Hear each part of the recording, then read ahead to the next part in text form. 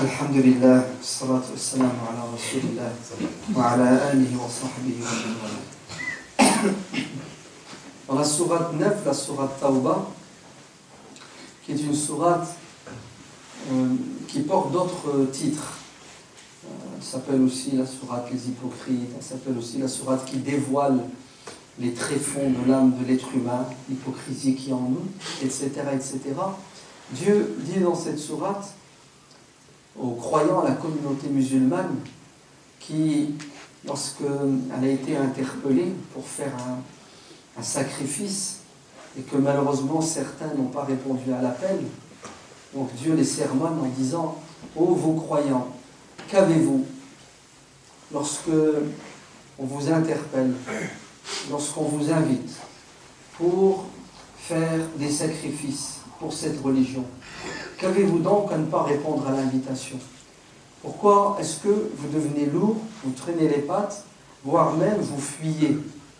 Et vous ne voulez pas. Vous faites la sourde oreille parce que ça ne vous plaît pas. Si vous ne voulez pas entendre et comprendre et agir, alors vous méritez la punition et vous méritez d'être évincé et remplacé par d'autres personnes qui seront meilleures que vous. Et sachez que ce qui vous empêche d'agir, c'est uniquement le fait que vous préférez la vie d'ici-bas à celle de l'au-delà. Donc je vous ai résumé le verset du Coran où Dieu nous tire les oreilles en nous disant « Vous n'avez rien compris à la vie. La vie n'est qu'un passage. La vraie vie, c'est après la mort, parce qu'elle est éternelle. Et la jouissance n'a pas de limite là-bas. Ici, tous les plaisirs sont éphémères et ne durent pas. Ils ne durent pas. Quant à l'au-delà, c'est l'éternité et les plaisirs durent. Alors il faut toujours avoir à l'esprit l'au-delà. Malheureusement, on est aveuglé. On est aveuglé par l'amour de la vie d'ici-bas. Et Shaitan, le trompeur, nous trompe en nous faisant croire que si on ne s'occupe pas de notre vie d'ici-bas, nous allons périr. C'est faux. Il est clair et net, et ça, c'est notre aqidah, que c'est Dieu qui donne et c'est Dieu qui prive, n'est-ce pas? C'est Dieu qui donne la santé, c'est lui qui donne la maladie. C'est Dieu qui donne l'argent et c'est lui qui appauvrit. Puisque tout ça, on le connaît, on le sait, comment se fait-il alors que les musulmans ont du mal à donner et à répondre aux injonctions divines? Quand Dieu nous demande de faire quelque chose, on a du mal ou on hésite, sous prétexte que nous avons des occupations, que nous avons des priorités, sous prétexte que on ne va pas délaisser notre dunya pour le din, comme si Dieu nous demandait d'abandonner la dunya. En fait, vous savez ce que Dieu nous demande? Il nous demande juste de donner du temps et de faire des efforts pour le din. Combien? Il est évident que la majorité des gens ne pourront pas se sacrifier 24 heures sur 24 pour le din. Mais il est demandé à tout le monde de faire le maximum avec une bonne intention. Celui qui n'a pas la bonne intention, celui qui ne veut pas faire et qui ne fait pas le minimum qu'il peut faire, celui-là encourt la colère de Dieu.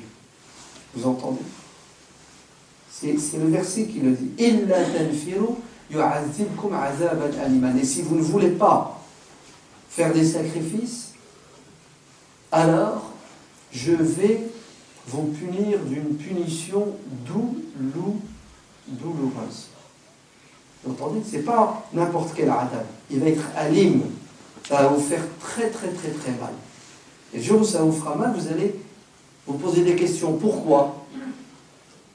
Pourtant je fais ma prière, je jeûne, de temps en temps je fais une sadaqa. Vous vous trompez si vous croyez que la religion se résume à la prière. Vous vous trompez si vous croyez que la religion se résume au jeûne,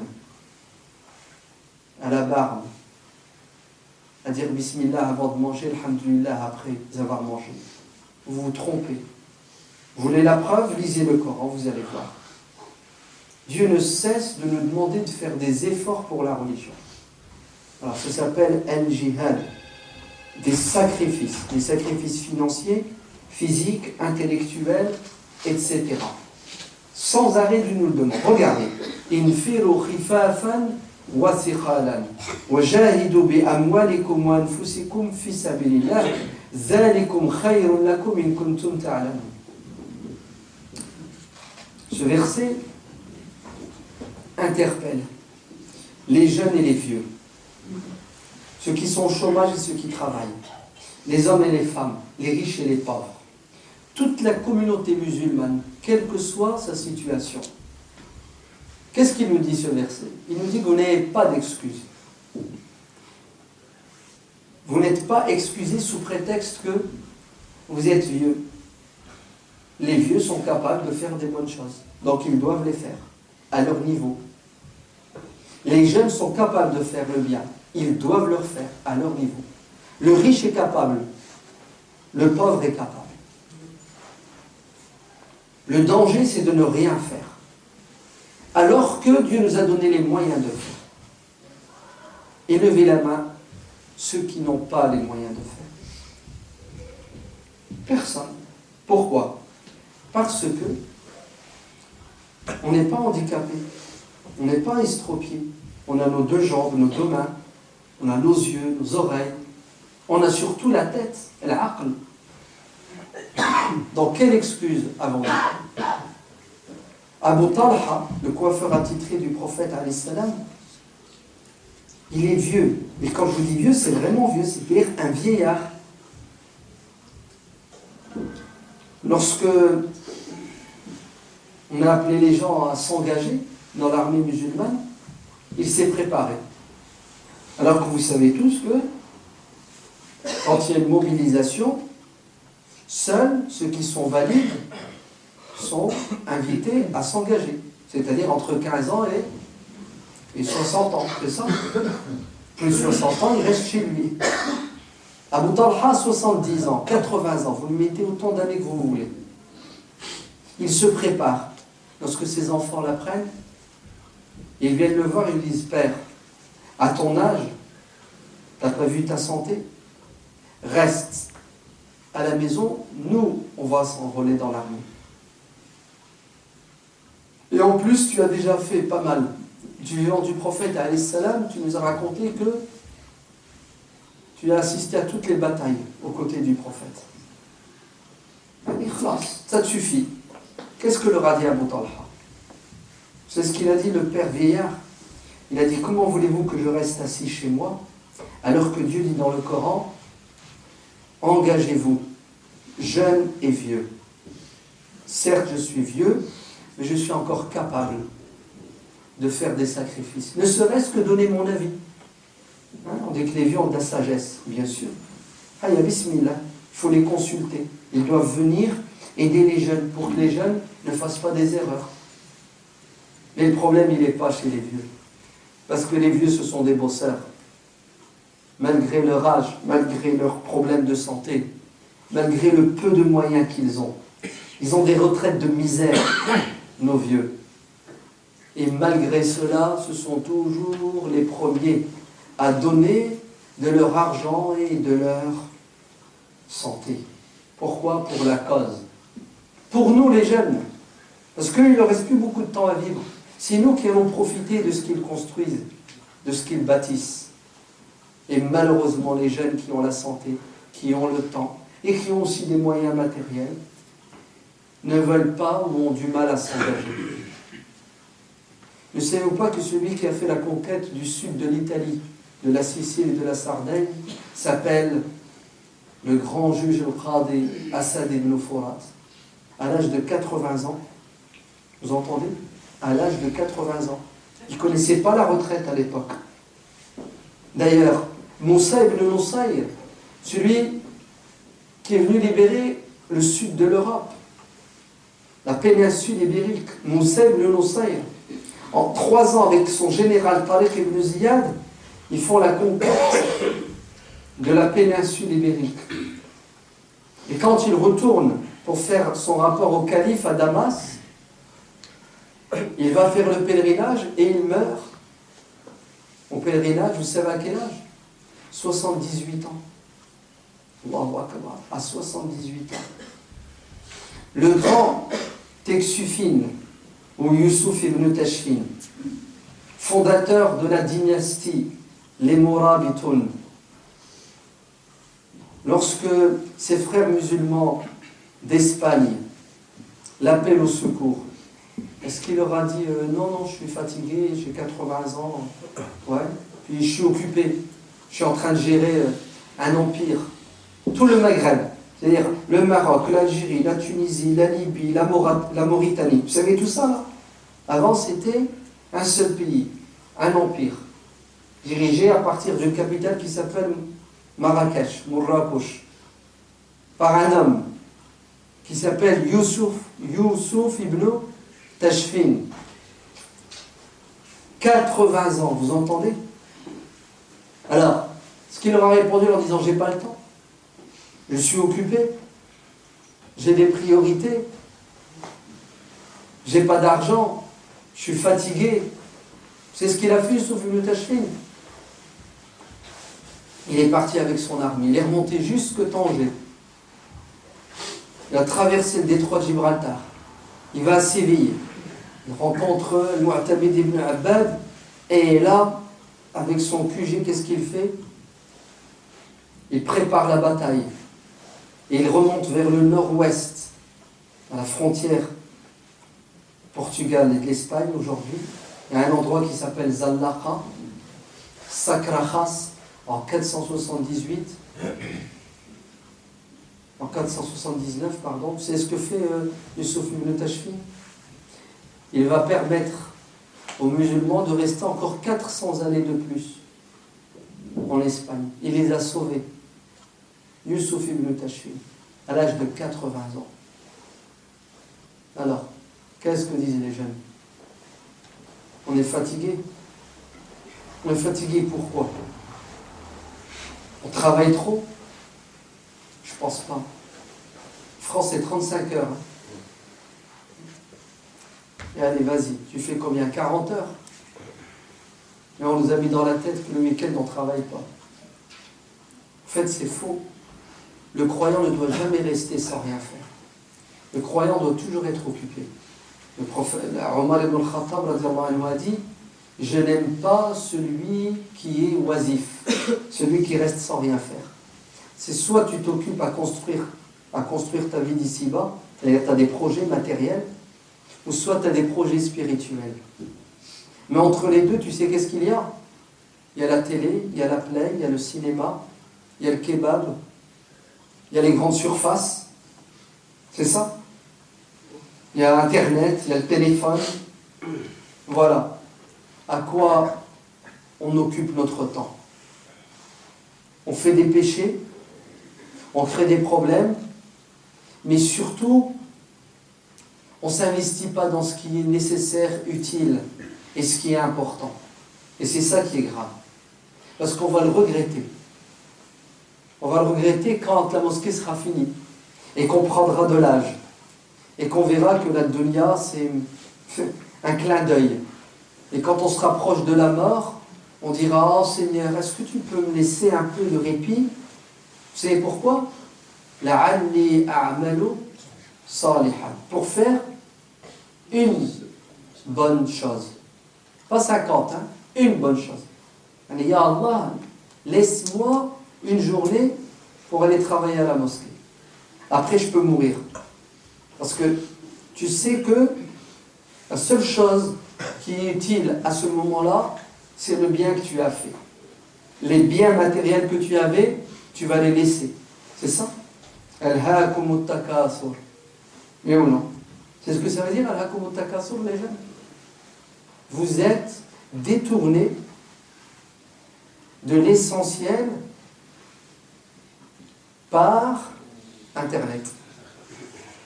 Tout simplement. Par les fêtes de Noël. Par la télévision. Regardez, je vais être méchant. Par le foot. On regarde des matchs de foot pendant des heures. On va faire 3 entraînements dans la semaine, un match le week-end, et je ne suis pas contre. Je suis pour faire du sport. Pas le regarder, ça ne sert à rien. Mais le faire, mettre tes baskets, aller courir sur un terrain, c'est très bien. C'est du sport. C'est bon pour la santé, puis ça te permet, etc. Vous le savez, vous connaissez les bienfaits, la preuve, vous en faites. Très bien. Pourquoi alors est-ce que tu n'as pas de mal à donner 6, 7, 8 heures pour faire du sport, ce qui est bien en soi? Donc c'est du temps, c'est de l'effort physique. Et quand on te demande de donner 4 heures, 6 heures, une fois par semaine, et pas toute ta vie, juste le temps que la mosquée soit terminée, là tu as un blocage. Non, tu sais qu'est-ce que tu as? Tu as un problème avec la pesanteur. Tu sais, les lois de la pesanteur, elles changent. Là en ce moment, elles sont nickel. Pourquoi? Parce que, bon, le Jumu'ah, ça va, c'est obligatoire, si je n'y vais pas 3 fois, je vais aller en enfer. Les hypocrites ne font pas le Jumu'ah, on flippe, et on a peur. Ok? On y va. Ah, Allah yibak.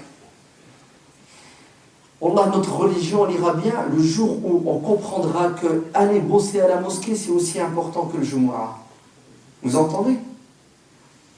Allez, faire des efforts pour la religion, ça a la même valeur, le même poids que faire la prière obligatoire. Parce que c'est une obligation. C'est une obligation, vous entendez? Donner de son temps, de ses capacités intellectuelles, de son argent pour le din. C'est pas moi qui le dis, bon sang, c'est le Coran. Jahidu bi amwalikum wa anfusikum. C'est pas écrit une fois, ni deux, ni des dizaines et des dizaines de fois dans le Coran. Dieu nous dit, bon sang, bougez-vous. Donnez-vous corps et âme pour votre dîne. Sinon, vous allez perdre le dîne et la dunya. Vous allez tous les perdre. Un grand savant en Espagne, vous savez comment il s'appelait? Il s'appelait je ne sais plus comment il s'appelait. Subhanallah. El-Mohim, il s'appelait c'est rien, son nom il reviendra. Il a fait tous les villages et toutes les villes. Vous entendez? Tous les villages et toutes les villes pendant des années pour secouer et réveiller les musulmans. Comme je suis en train de faire maintenant. Vous entendez? J'essaie de secouer et de réveiller les musulmans pour qu'ils bougent. El-Baji, voilà. Il s'appelle El-Baji, rahimahullah. Il a fait toutes les villes et tous les villages. Il est entré en contact avec le peuple et avec les dirigeants. Et il disait toujours la même chose. Vous savez quoi? Réveillez-vous. Vous dormez. L'ennemi est aux portes.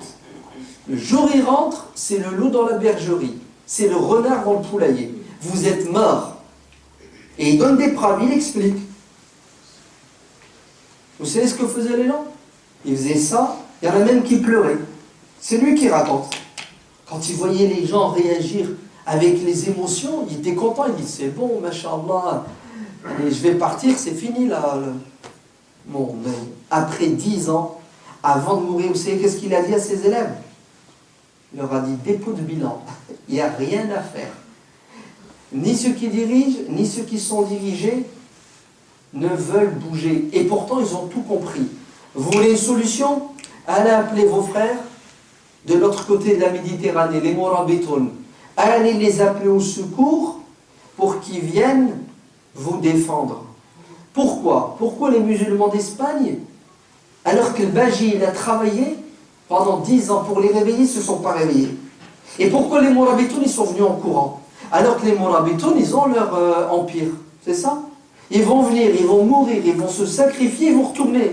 Ils ne vont pas prendre l'Espagne dans un premier temps. Pourquoi? C'est quoi la différence entre le peuple musulman d'Espagne et le peuple musulman du Maghreb? Vous savez c'est quoi la différence? C'est que les musulmans d'Espagne, ils sont tombés dans la dunya, dans le luxe. Ils sont tombés dans hubb dunya. C'était des gens riches. Vous entendez? Il y a un mec qui est venu, il les a pollués. Il s'appelle Ziryab. Il leur a ramené la musique et la mode.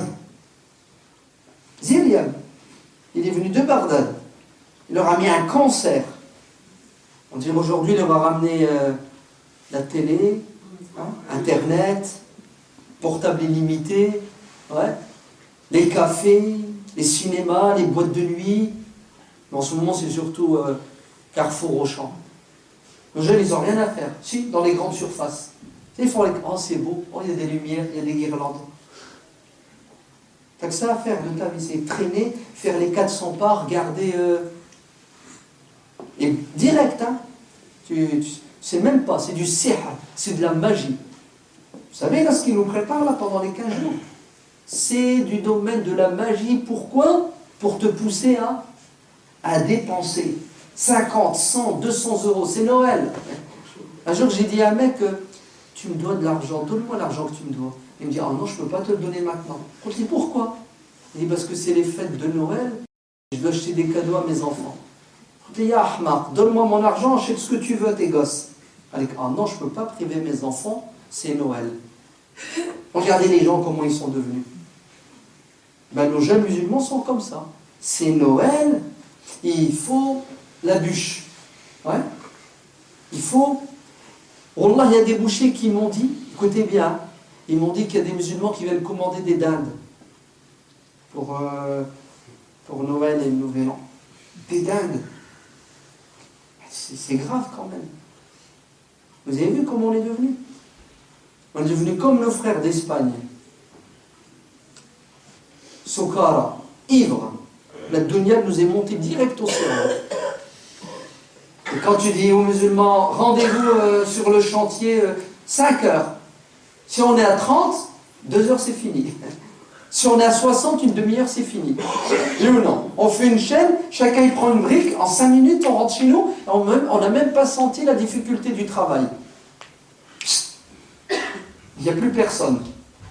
Tu vas les trouver où les musulmans? Tu vas me dire, ouais, le week-end c'est le seul moment où on a pour se reposer, etc. Oui, je suis d'accord avec toi, effectivement. Tu as raison. Mais c'est un choix, mon frère. Le paradis n'est pas gratuit. Hein.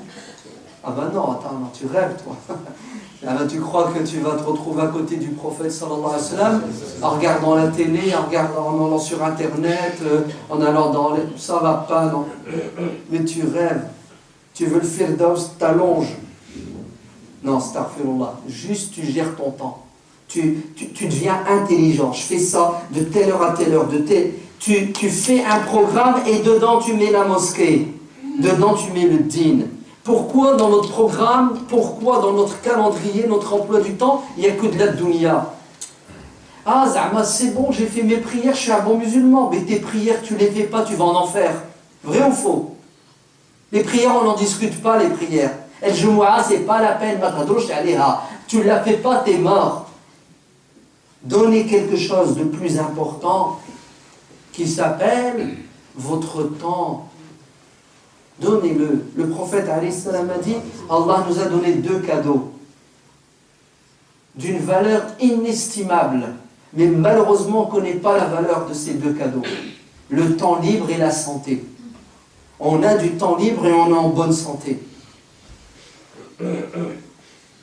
Donc, je ne vais pas le répéter une 2e fois, ni une 3e.